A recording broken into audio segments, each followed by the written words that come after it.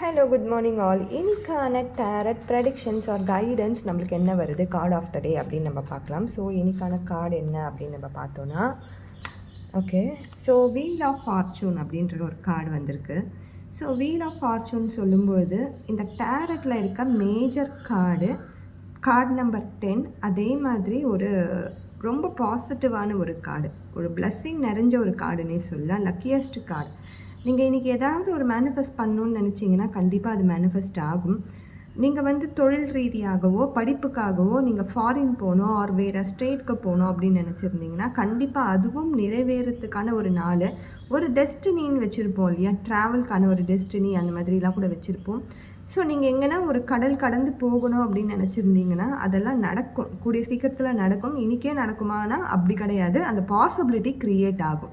So ஒரு manifestation உங்கள் லைஃப்பில் இருக்குது அப்படின்னு நீங்கள் நினச்சிங்கன்னா அதை நீங்கள் டேப் பண்ணி ரிசீவ் பண்ணிக்கோங்க.